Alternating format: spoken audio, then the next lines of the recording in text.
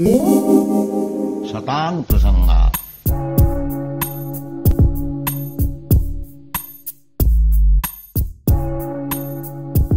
Hare Krishna, dear devotees, and welcome to today's session.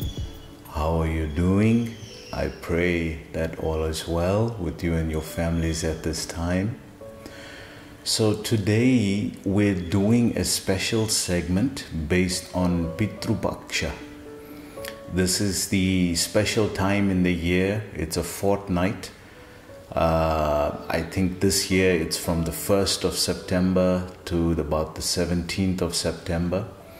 And it's an offering of oblations to the ancestors, remembering our ancestors. So it's a very delicate time. It's a very special time, but it's a very delicate time because many devotees have been writing to me asking, what do we do? It's, do we actually do these yagyas or sacrifices? Because this was Arjuna's argument in the Bhagavad Gita as well. If you remember, in the first chapter of Bhagavad Gita, and that's the verse, we'll be going over verse number 41 in that regard. But in the first chapter of Bhagavad Gita, Arjuna gave 4 different arguments why you should not fight. C-E-D-S. Compassion, C for compassion, E for enjoyment, D for destruction of dynasty, S for sinful activities. So he was saying that this argument comes in destruction of dynasty, that if we don't do these kind of observances, then this will lead to the destruction of dynasty. And you'll hear Arjuna's argument today. So Krishna actually defeats that argument as well. So what should we do? Should we do it? Shouldn't we do it? We know at this time many of our loved ones unfortunately have also passed on due to the coronavirus and in previous times. So what should we do in trying to honor them? Because it's a very small window. One day in the ancestral planets is equal to 1 month here. So we only have this fortnight actually, which is half a day there.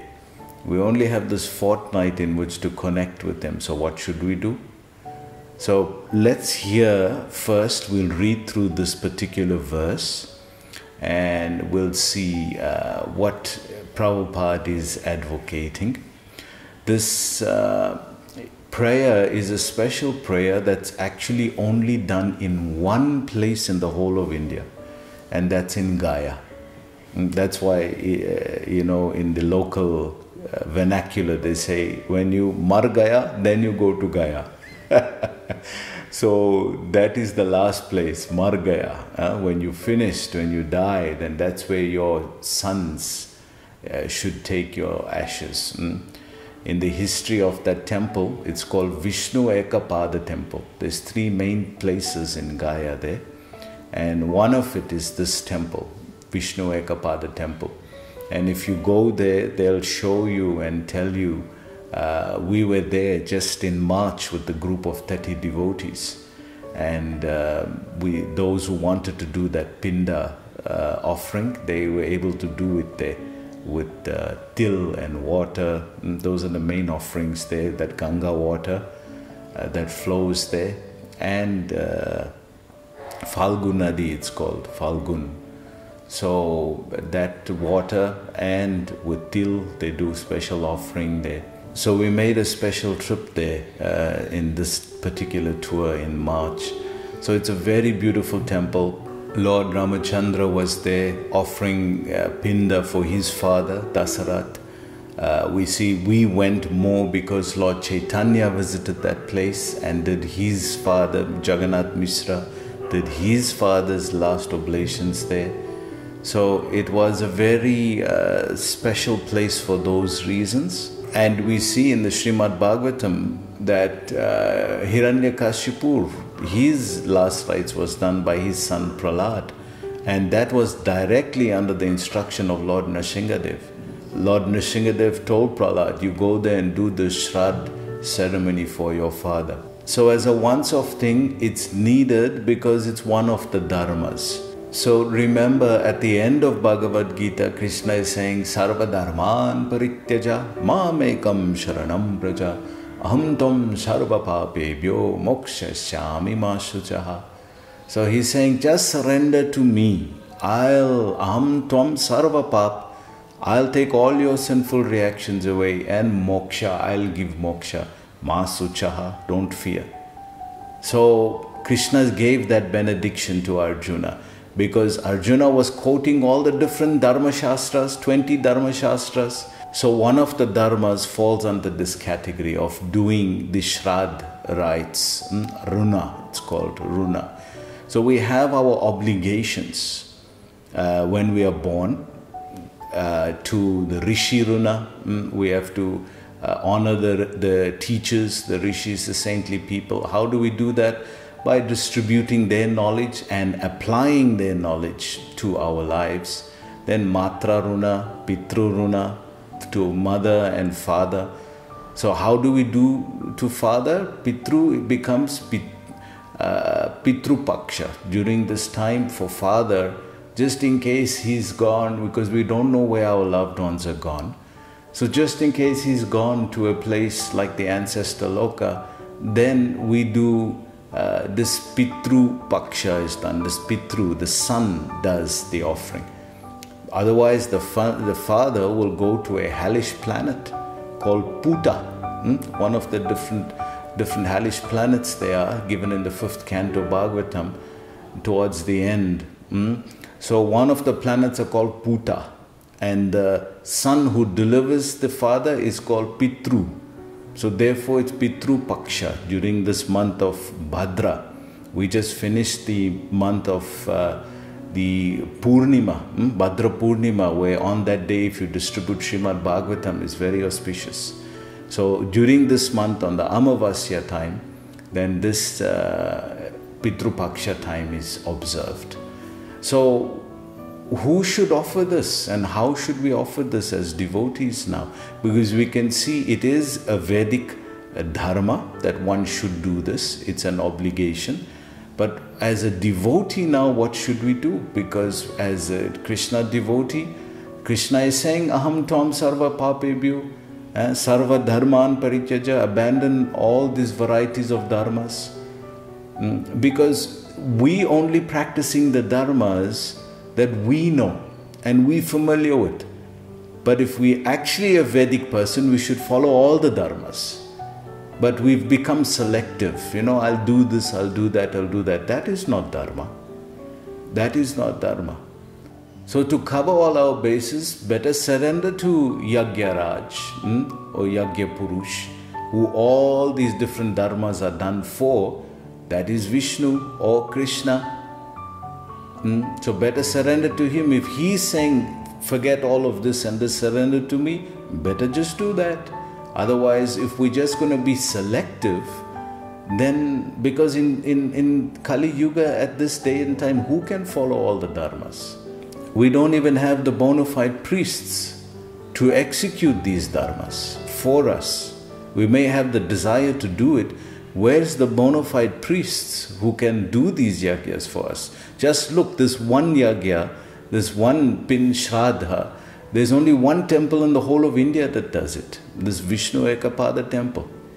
Therefore, everybody has to go there.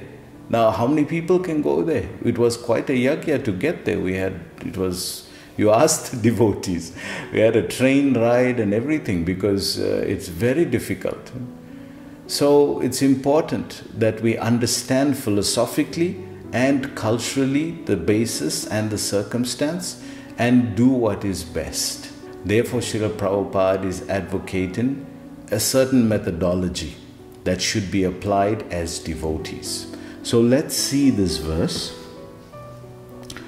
So it's chapter 1, text number 41.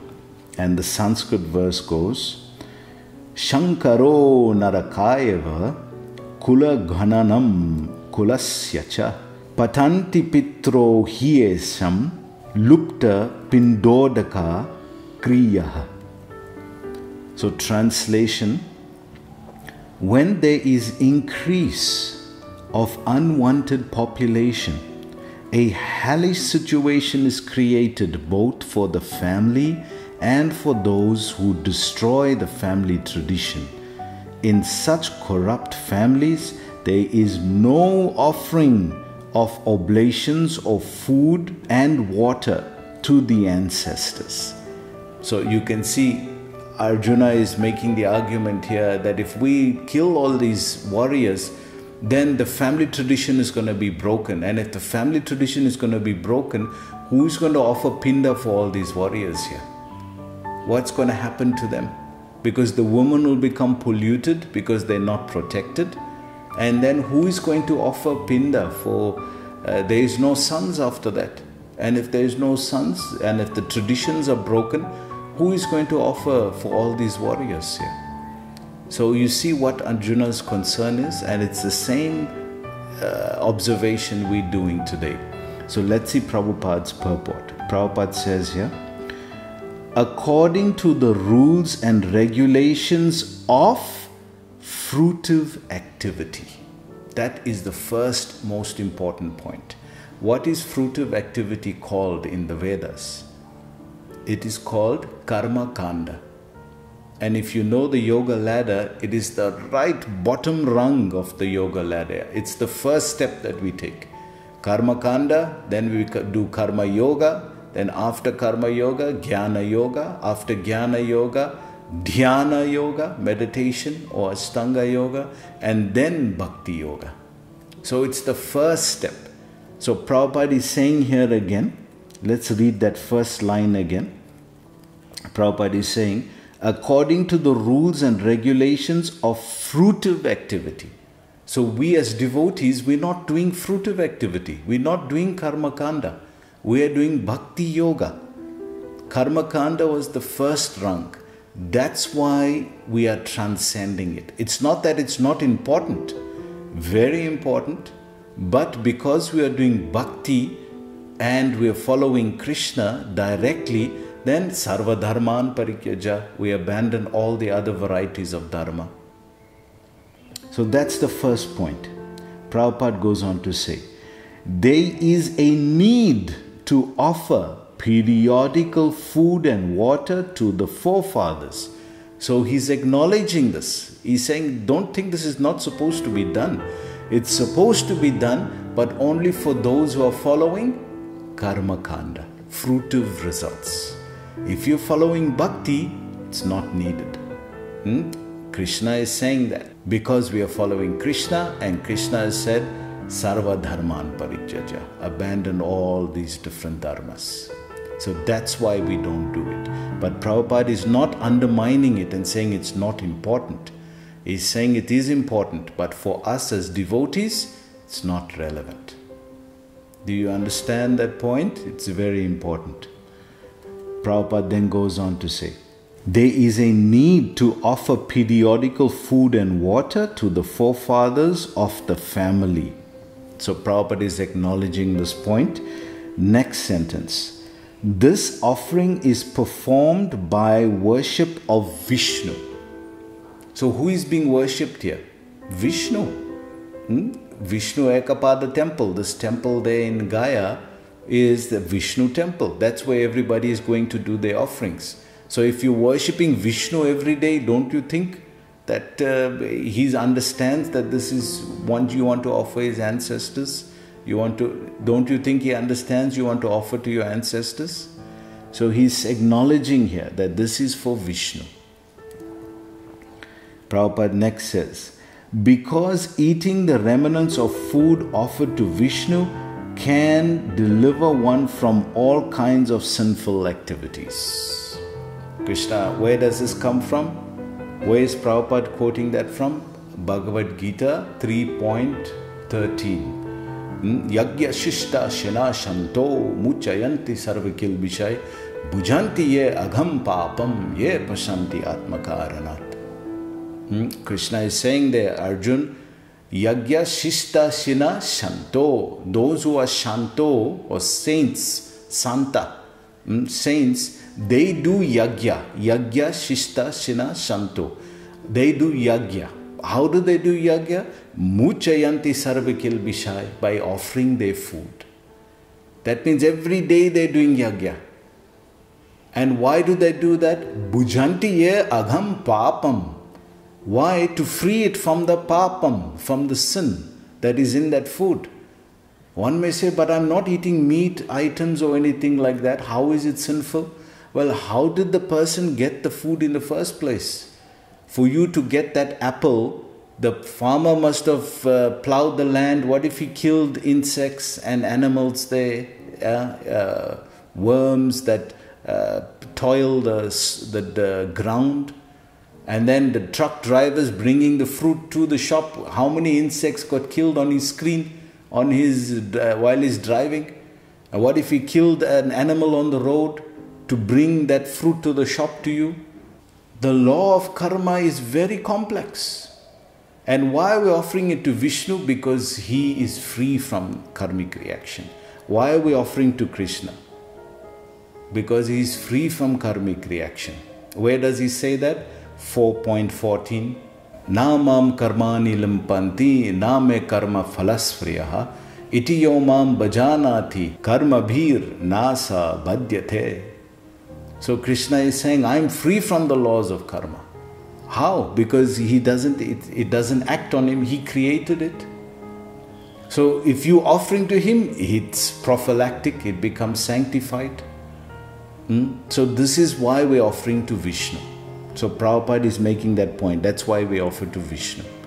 Then he goes on to say, sometimes the forefathers may be suffering from various types of sinful reactions. So especially if a loved one has committed suicide, there's serious sinful reaction for that, because they will be in a ghostly feature and they'll not have a human form because they just rejected the human form.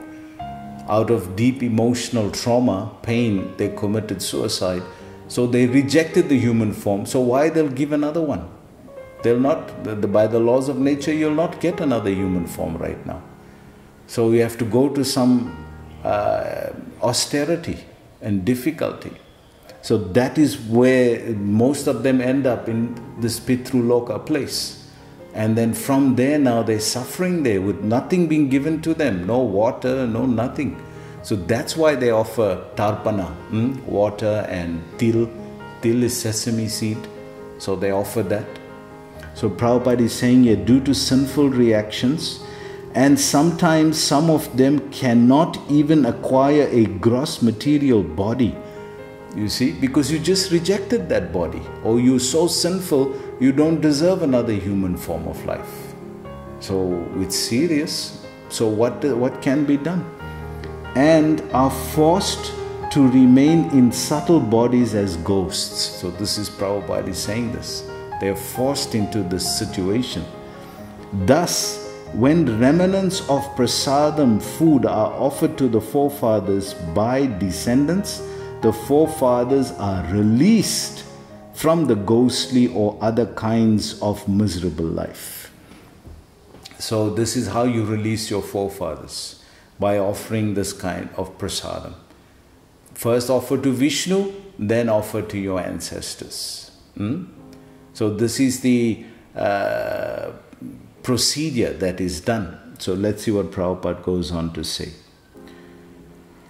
Such help rendered to forefathers is a family tradition. So this is why Arjuna was so concerned on the battlefield, that if you destroy this, you're going to destroy all this tradition as well. Are you ready for that?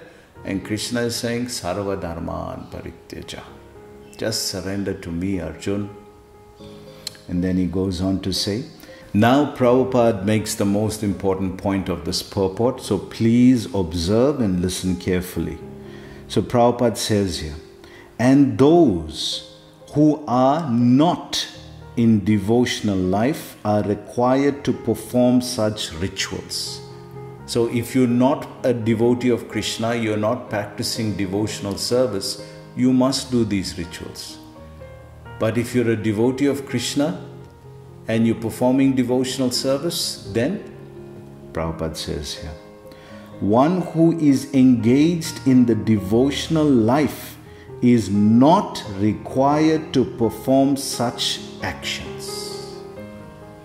So you can see why we don't do this. We are not required to perform this because every day we are doing offering to Vishnu. We don't do once a year. We do every day.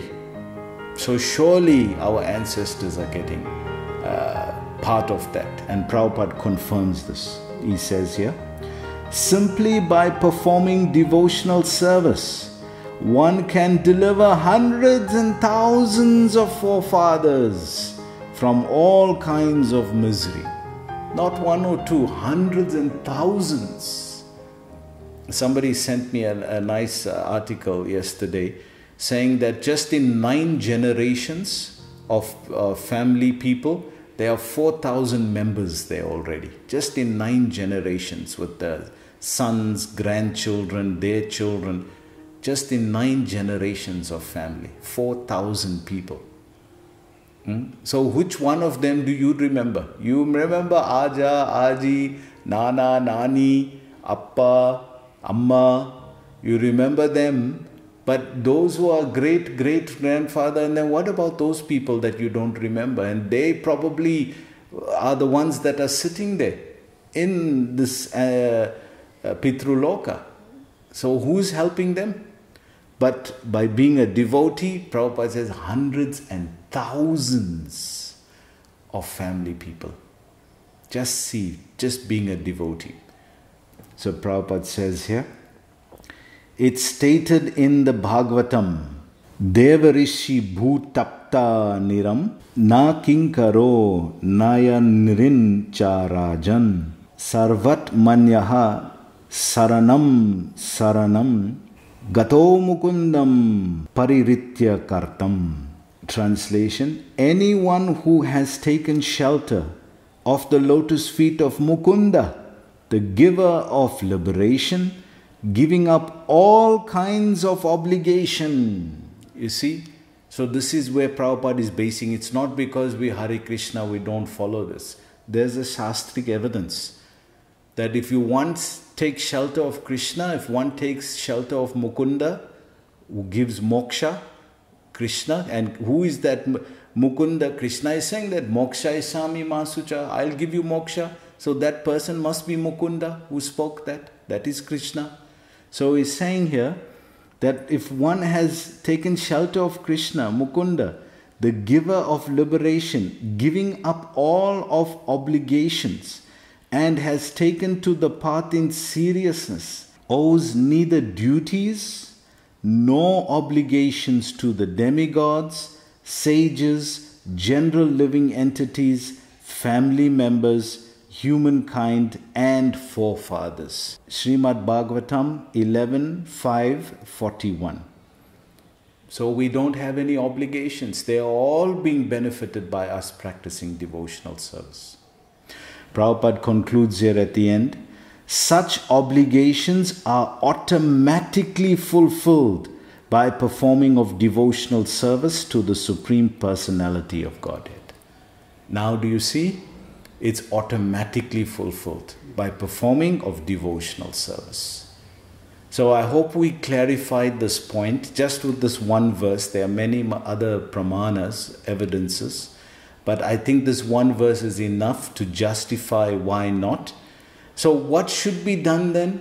One should try to get some Mahaprasad from the temple, and if one feels that one wants to do this as a tarpana, as an offering, then get some Mahaprasad from the temple and offer to the forefathers that you know and also others that you don't know, and by that benefit pray to Lord Krishna, Mukunda. Quote this verse from the Srimad Bhagavatam. I just quoted it to you now. So you can find this verse, read it out and pray to Krishna to protect and safeguard and liberate your ancestors from any kind of difficulty. So if that will pacify you, one can do that. But if not, Prabhupada is justifying that it's not necessary. But we know people and we know how people feel and think, and if they want to do something, then this is what can be done.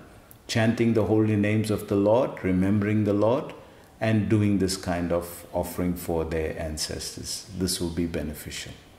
So I hope you learned something from today's class. Please join us again tomorrow. Hare Krishna.